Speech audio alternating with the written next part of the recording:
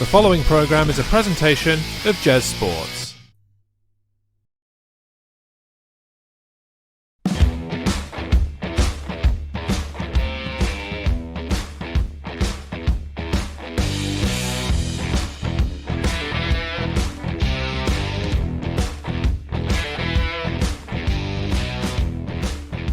Hello there, ladies and gentlemen. Welcome back, welcome in, welcome from 5 seconds ago, wherever you're joining us.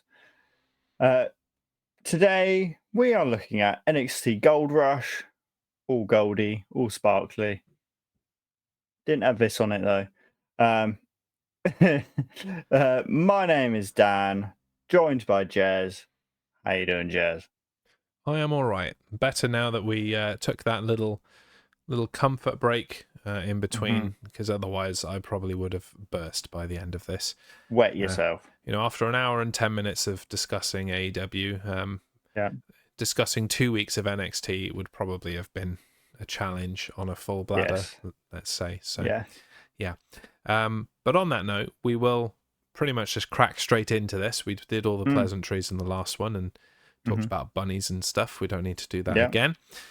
For those that did not tune into the last episode and are interested in our prediction standings, we come into this one. I'm on 62. You're on 63, Dan. So we're within one again. And there are, I think, 11 matches total on this, if I have counted that right, across the 2 weeks. So potential for points once again. Points mean prizes. Let's hope that we didn't agree on everything, as tends to be the case, even though we've tried to, make it so that we don't do that. Hasn't worked.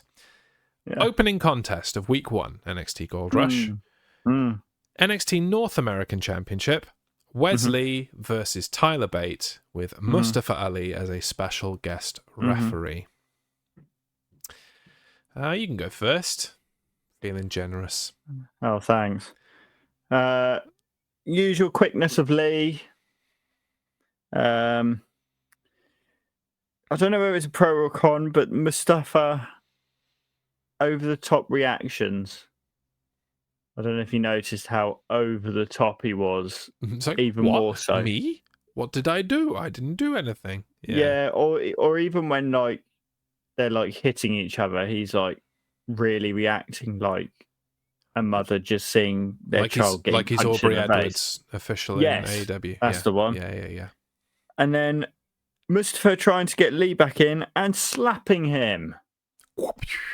Yeah. Is that a pro or a con?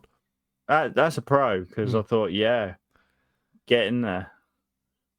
But yeah, apart from that, it was a pretty standard match, I feel. And and that is my major con, really. I feel like Mustafa Ali distracted from what should have been a really good match. Like, you look at these two names on paper, I felt like it could have been a lot better. They didn't really go all in. They didn't really get enough time to really have a good match. Hopefully we see it again on an actual pay-per-view, and that they're given, half an hour, 40 minutes to beat 7 colors out of each other and dive around and try and submit each other and all that good stuff. Because it's kind of like the wonder child of the late 2000s in Wes Lee, or as he was known back then in Impact Wrestling, Desmond Xavier. And it's like, all hail the savior, he's going to be the greatest of all time. And then Tyler Bate, who is the same but for the UK scene. And everyone saw him as the second coming of Johnny Saint and William Regal combined. So I do think that they will put on an absolute spectacle if given the opportunity. I don't know whether they will be given the opportunity. Is this disappointing thing, but the match was fine. I liked Mustafa Ali messing around with the speed of the count. Sometimes slow, sometimes fast. Sure, why not? That'll do us for that one, I think. We both went with Wes Lee for the win, somewhat inevitably, with ones. Ones. Next, Number one contenders tag team triple threat. Gotta love a triple threat. Briggs and Jensen Ah, versus Hank Walker and Tank Ledger versus Idris Enofe and Malik Blade. seeing as you love a triple threat, off you go. It's very kind. I do love a triple threat. No sarcasm in there whatsoever. Yeah, it was pretty quick, especially for a triple threat match. They normally last a bit longer. It came and went pretty quickly. I liked Enofe and Blade surprising Briggs and Jensen with dives over the top rope. That kind of came out of nowhere. That was quite good. I liked the surprise outcome. There was nothing particularly bad about the match, except from my own point of view. This match contained all of the teams in NXT that I struggle to tell the difference between each of the team members in their team. I'm like, which one's Briggs and which one's Jensen? I don't know. Which one's Hank Walker and which one's Tank Ledger? How am I supposed to know? Which one's Enofe? Which one's Blade? Pfft, you tell me. I haven't got a clue. So, which and tells can I me say that also, go on. Briggs and Jensen and Tank and whatever the other one's called, Hank and Tank. Hank and Tank are starting to look similar. Yeah, and I mean, I can tell Briggs and Jensen apart, as in I know what each of their characters is separately. But then when you come to which one is Briggs, I'm like, maybe the brown-haired one. Yeah. Equally, they could say like maybe the blonde one. I don't know. Maybe. And it's because they've all got like even a unique name like Idris Enofe. Like they're all pretty El Generico names as far as I'm concerned. And it doesn't really speak to their character, and that should probably be addressed. But I'm just bad at telling teams apart when they have similar people. Like I still can't like remember on the fly which one's Dax Harwood and which one's Scott Dawson in FTR. So is he even Scott Dawson? Is it Scott Dawson? No, it's Cash. Cash Wheeler. Yeah, I'm thinking of their old names from the Revival, aren't I? Yeah.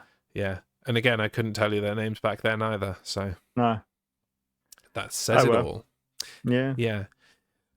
Now, unless you have anything to add, we'll move on to predictions. This match was rife for you and I predicting different things because it really could have gone in any way. But we both went kind of by the numbers and went with Briggs and Jensen for the win. And we were wrong. It went to Enofe and Blade. Wrong. Yeah. I don't want to say the people I expected to win the least. But joint least with Hank and Tank, as in I really thought Briggs and Jensen were going to win. So, oh well. Still the ones. That's the bright side of it. Still the ones. We can still be the ones. We like being the ones. So it's all good. Now, a little aside, because this is where it was announced, and I'm sure you're very excited about this. I know that you really enjoyed it back in the day. How do you feel about the return of Raw Underground? Why? Why? Do you know, I ain't mad at it. I kind of liked Raw Underground. I didn't don't have the strippers in the background. Yeah, it was a bit backwards. It was very much like, what are the worst bits of the Attitude Era that we can put in here? And try and rekindle that lost love. Right, it's MMA fighters and objectification of women. Right, let's get that in there. What else have we got? I don't know. There's only 3 people here. We're in the middle of a pandemic. Oh, right. Well, let's get some NXT guys in then. Yeah. And then let's make it not make sense why some of these guys are winning. And we'll let Riddick Moss be really good at this for some reason. Yeah. It was just a bit... Yeah. The idea was good. A backstage fight pit. Yeah. Like, that's the kind of thing that would break out in a highly professional environment because you can't just settle it in the ring always. No.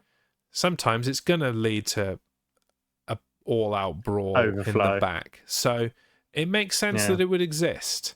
Yeah. It was just really poorly executed, and realistically, it was just a vehicle to create Omos. That was the point of it. Yeah. And they didn't even finish off the story.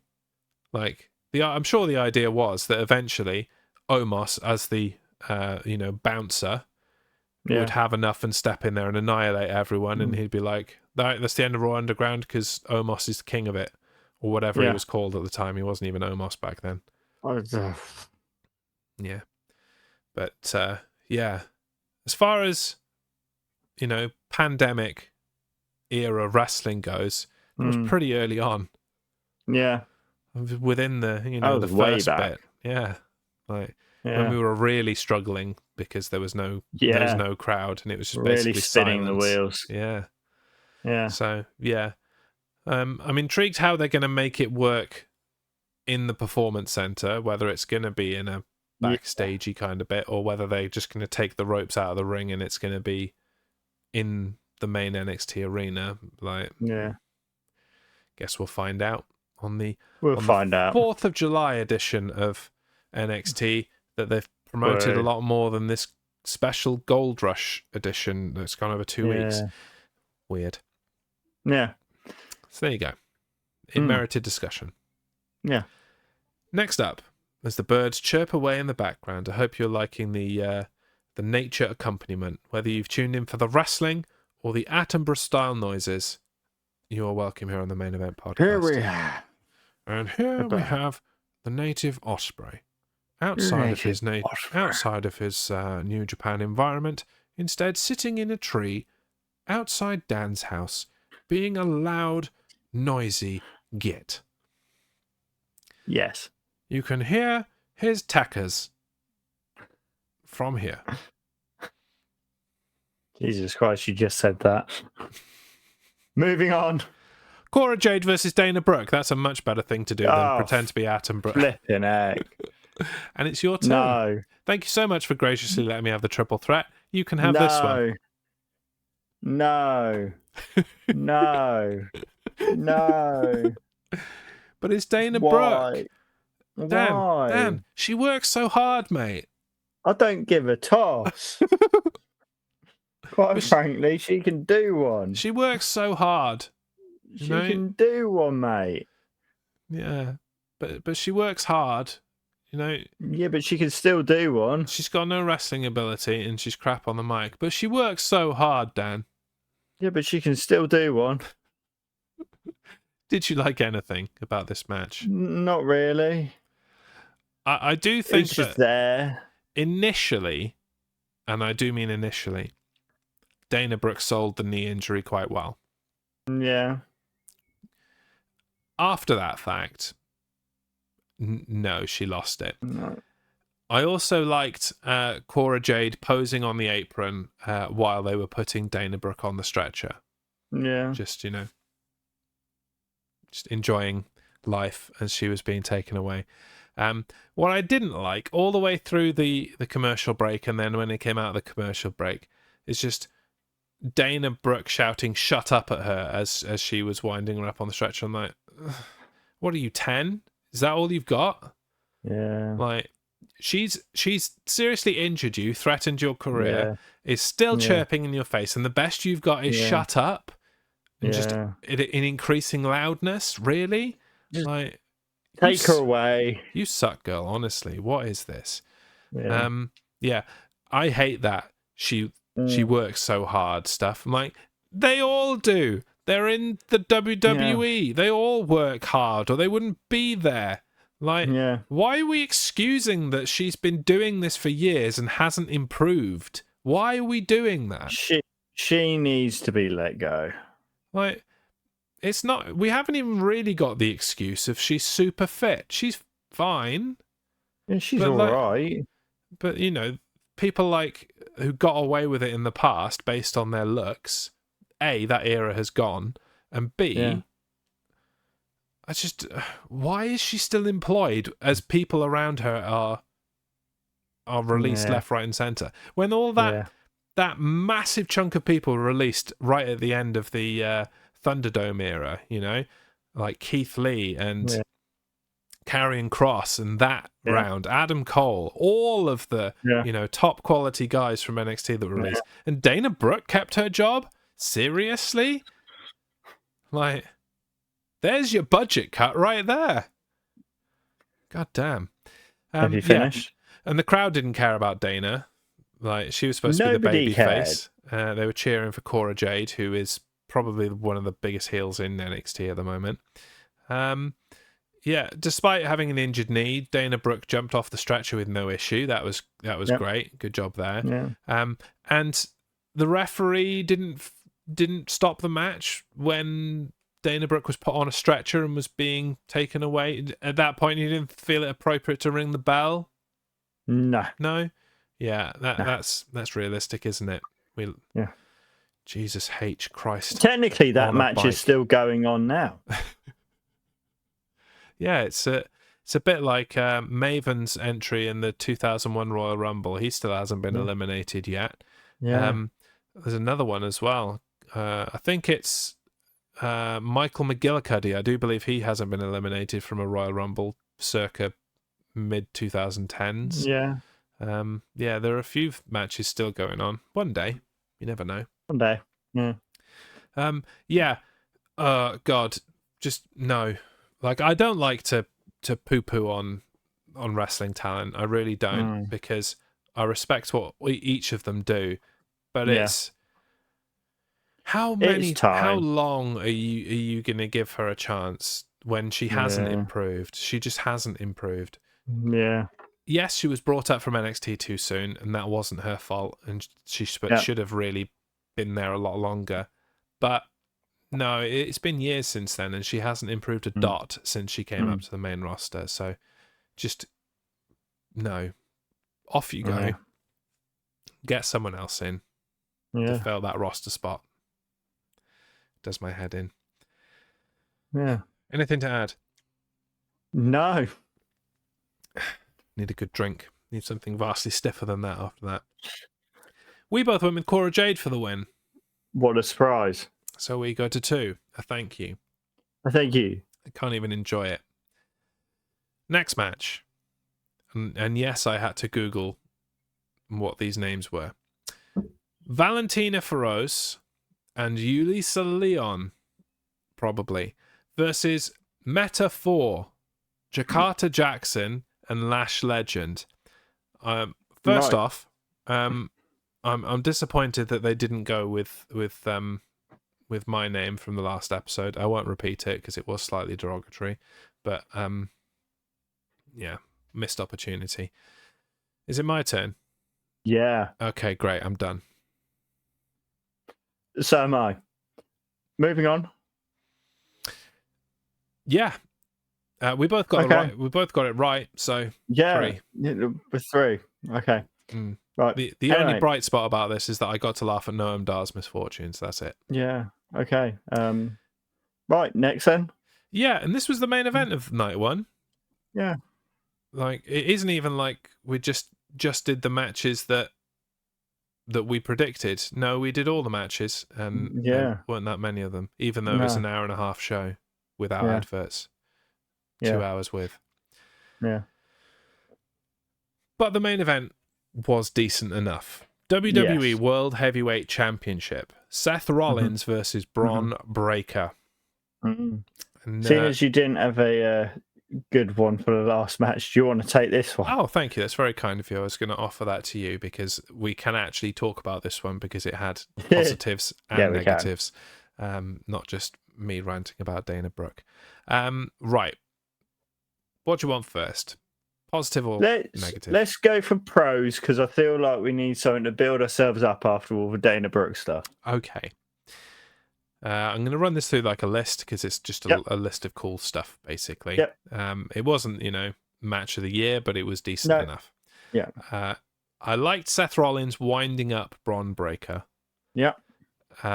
It seems to be the new Bron Breakker, the heel Bron Breakker, that he's just going to be a hothead and be wound up and then smash things. Yeah. And I'm okay with that because he wasn't ever going to smash Seth. And so Seth winding him up was totally consistent with Seth Rollins' character. Yeah. and it was good for both of them. It was fun. Yeah. Bron Breakker doing the Scott Steiner press-ups after letting go of a pin.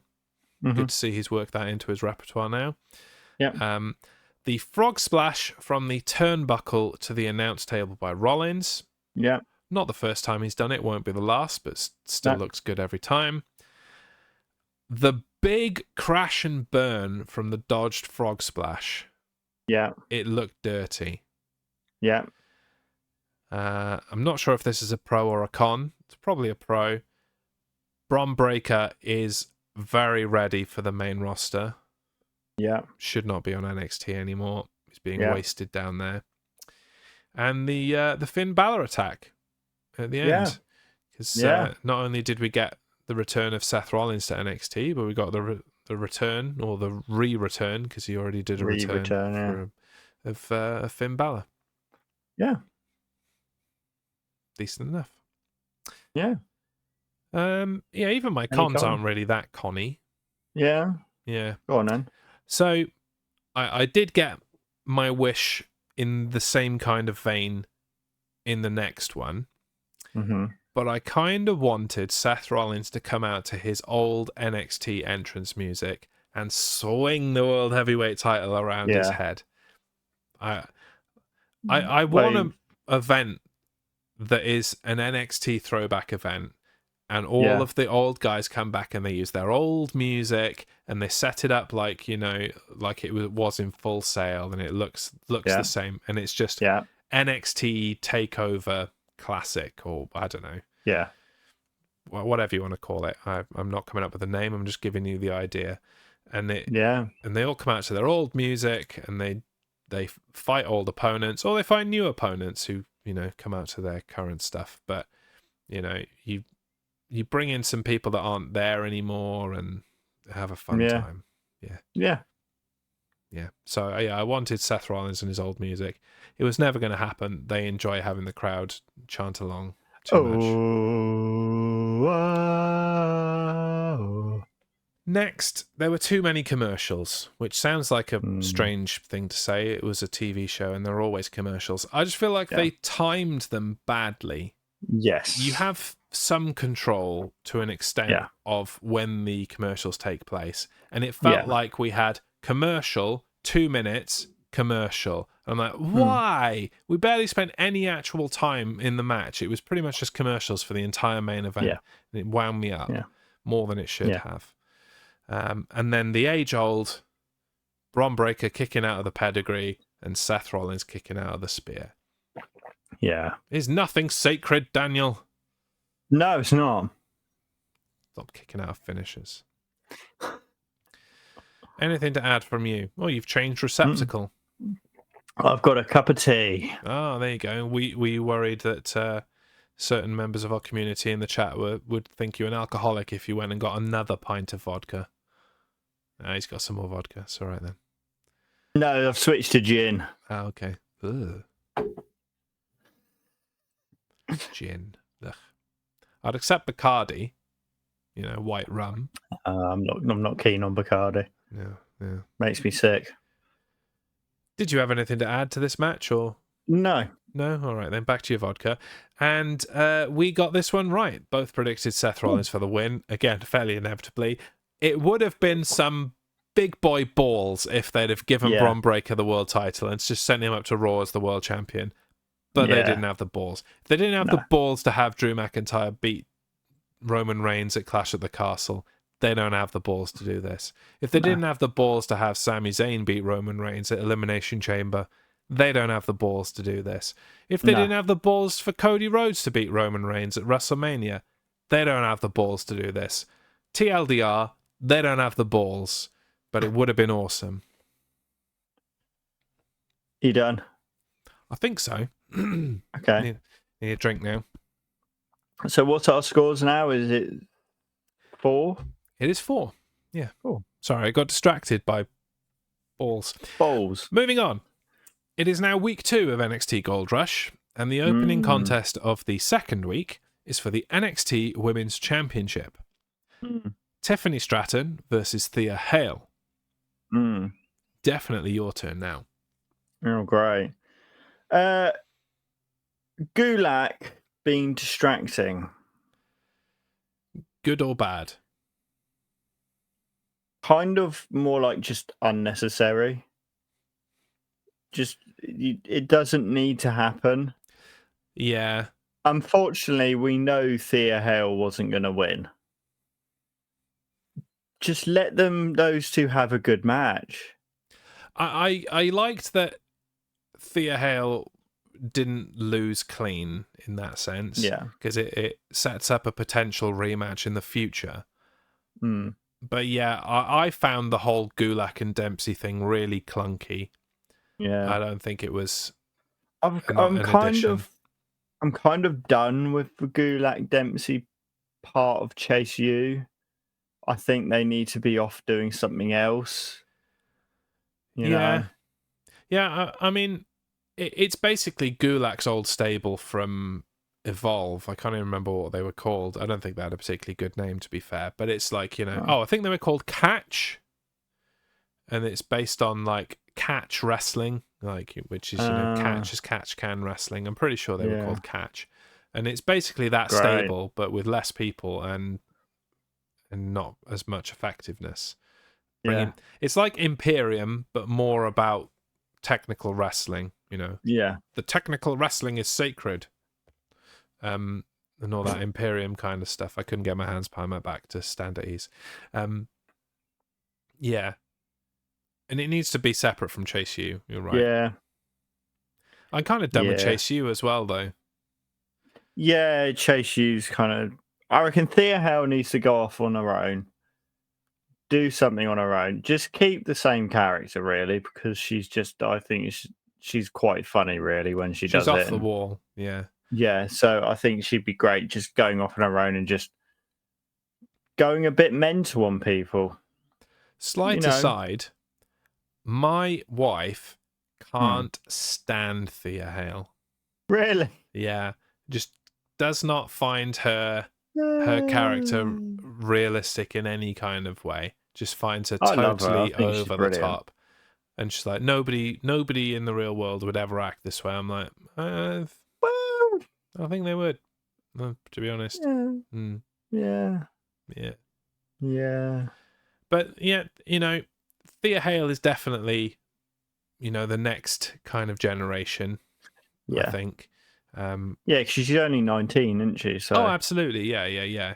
She came straight out of high school and all that kind of nonsense. yeah, But yeah, when you think about the women that are in NXT at the moment, you've got the kind of this Tiffany Stratton generation where yeah, you'd have like your Roxannes and your Cora Jades yeah, and even yeah, your Lyra Valkyrias in that kind mm, of group. Oh, and pretty much mm. most of them are in that group actually. Gigi Gigi Dolan, Dolin yeah, and JC Jane, that all came in at yeah, the beginning of that 2.0 era yeah, yeah, and are probably going to go to the main roster in a mass exodus yeah, next year's draft after WrestleMania, yeah, I would say. yeah, And then you will have the other generations of your Thea Hales and your Ava Raines and the people yeah, that came in a bit later. yeah, And I think that Thea Hale is going to be a big part of that mm, generation in NXT, yeah, um, yeah, with the title reign to go with it. But yeah, we're not there yet. Just an opponent for Tiffany yeah. to have Elusive. an epiphany against and Yeah, stuff. yeah. Tried to make that work, but it was a bit forced. It didn't. Yeah, thanks for that. Tiffany Stratton won, which is what we predicted, and it makes us just 5 guys. Just 5 guys. Lovely.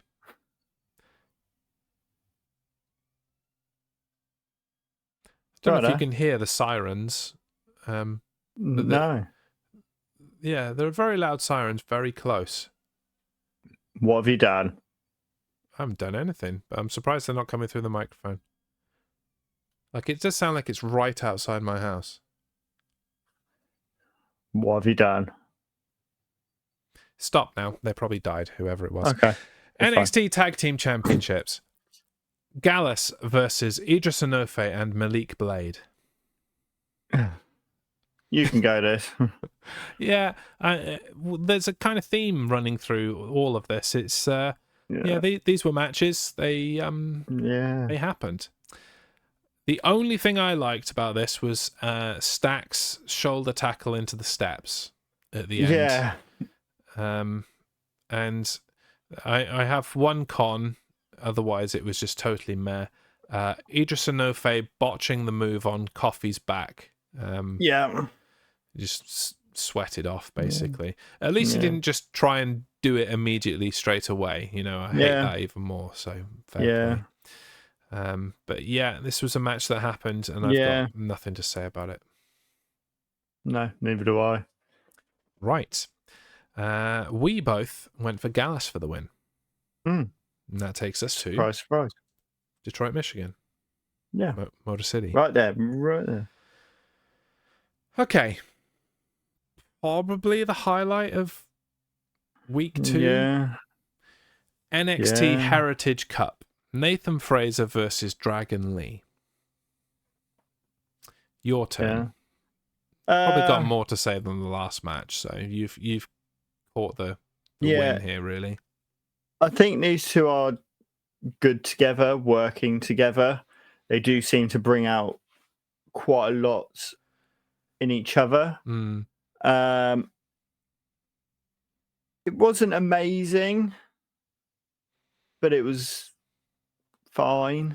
Yeah, it was very fine. It was very technical, and it was overall decent, but I don't really have a whole lot that I can pick out and go, that was a key moment. That was impressive.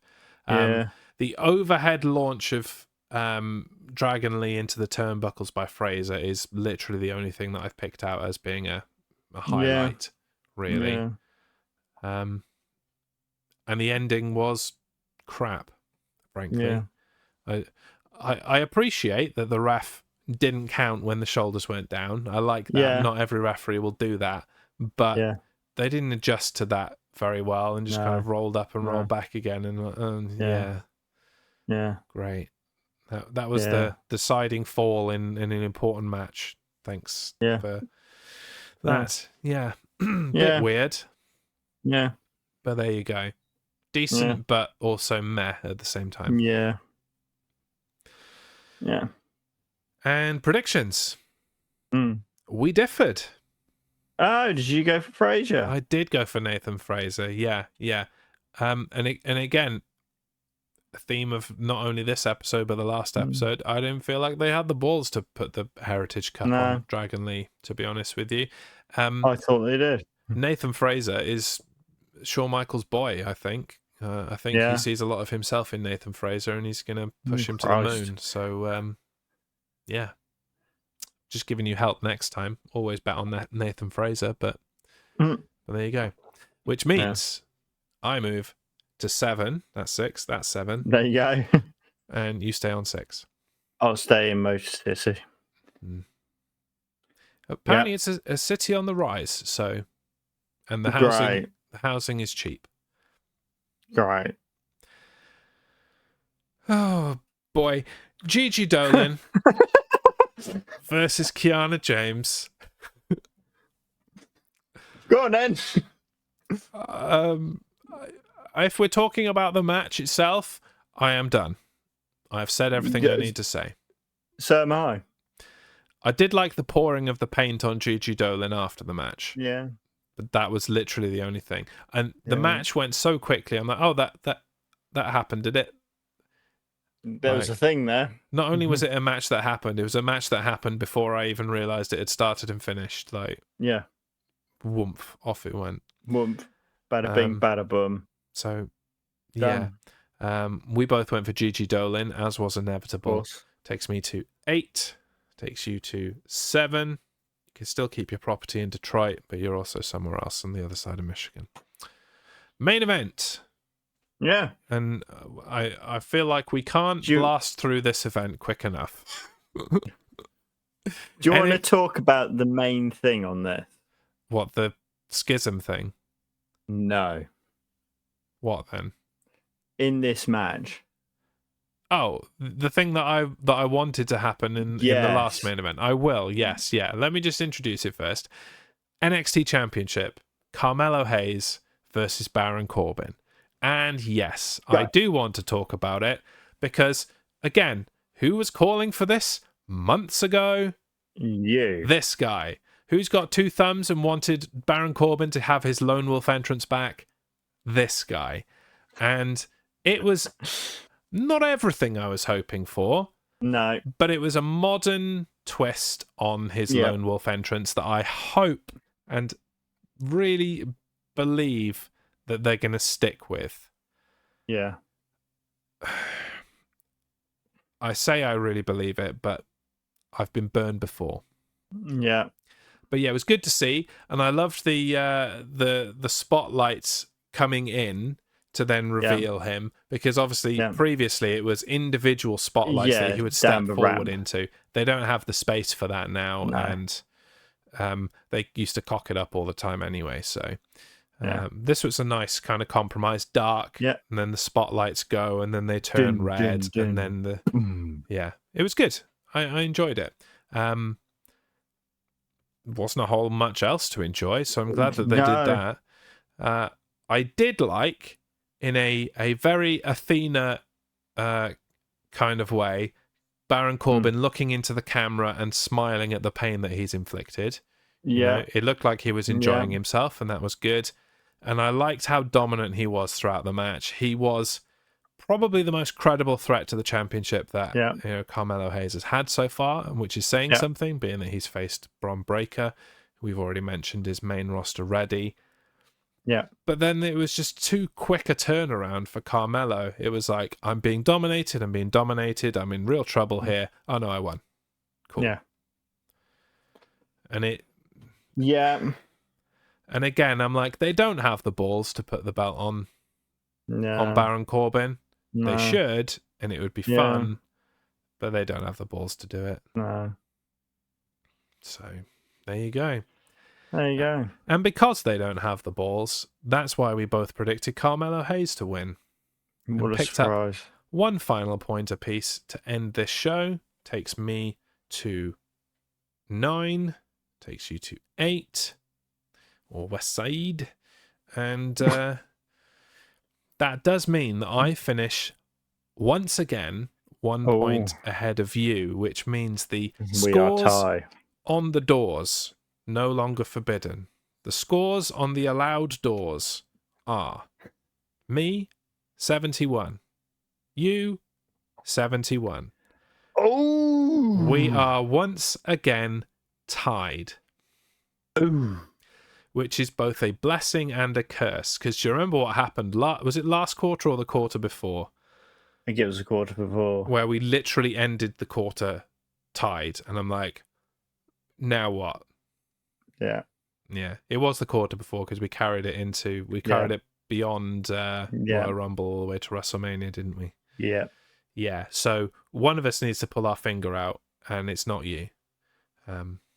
Frankly.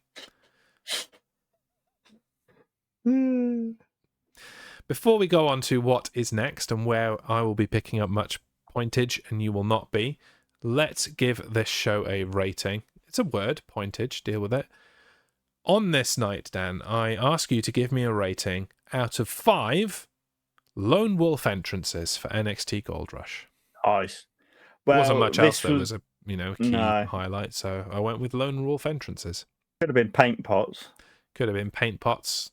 Yeah. Could have been depressingness. Okay. Dana Brooks' knees. Yeah. Well, I was going to go with a rating out of 5. She works so hard. There you go. That's a better one. I like that one. Let's go with that one. Let's pretend I said that in the beginning. She works so hard. This was literally just pure meh. So it's literally just going to be my stereotypical one of 2.5. I'm in complete agreement with you. And I feel like we're being a bit generous there. I still think we're riding high from my bunny story in the last episode. Yeah. Otherwise, we'd probably have given less, frankly. 2. Yeah. Okay, so from the top of my head, our next events coming up. We've got Money in the Bank this coming weekend. Obviously, we'll be predicting that. And then, if I remember rightly, we haven't gotten anything for a few weeks until Impact Slammiversary on the 15th, somewhere around there, which is also when the G1 Climax tournament kicks off. Oh. I don't think we'll predict the main round robin kind of tournament aspect of it. No. But we will discuss certain parts of it on the show. But it's going to... Yeah. That's a lot of matches to predict, and I don't think we can do that one. I think that'll be a lot to keep up with, but we will certainly enjoy and discuss the G1 Climax tournament. Yeah, and then I don't think we've got anything AEW before SummerSlam, so we really are on the downhill stretch prediction wise now. Better not tie. That's all I can say. Oh, can you imagine if we tied? I can't do it. I can't go all the way through to Survivor Series without that belt. I can't do it. I need that in my possession while the weather's good and I can take photos of it on the top of a mountain, being all glorious and stuff. I may even hire a professional photographer to come and make me look like $1 million with my 2 championship belts. Oh dear. Anyway. That is where we will conclude for another week. Yeah. Thank you very much to everyone that joined us live, listened later, or yet to watch and listen. A preemptive thanks. Yeah. For even considering it. Until next week, Money in the Bank from London, baby. Yeah. I've been Jez. I've been Dan. And this has been the Main Event podcast about an extremely mediocre NXT Gold Rush. Yeah. Bye-bye now. Bye.